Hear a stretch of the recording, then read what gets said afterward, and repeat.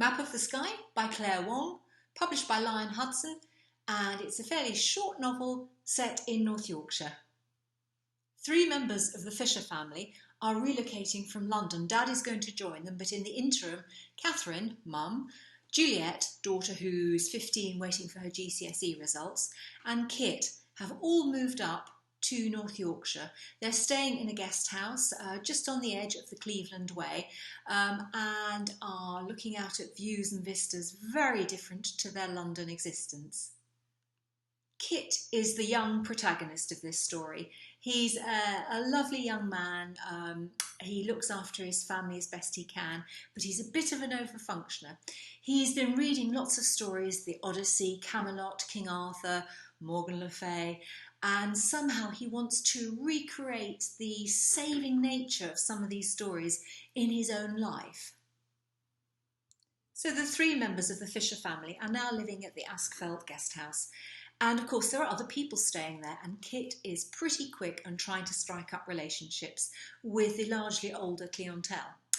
He also befriends Beth, and Beth and Sean own the guest house. Beth, however, is in a pretty poor way. She has an unidentified illness that takes her to her bed most days. She can do certain things, but nobody seems to really know what's wrong with her.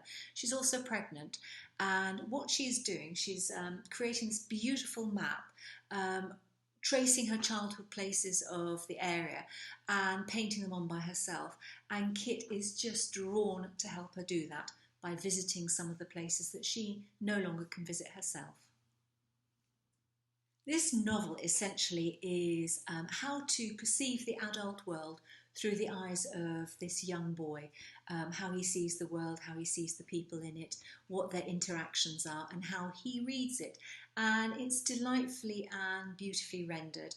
You can look straight through his eyes and see his amazement, his horror sometimes, and his imagination as he tries to put all the bits together that perhaps to him don't totally make sense.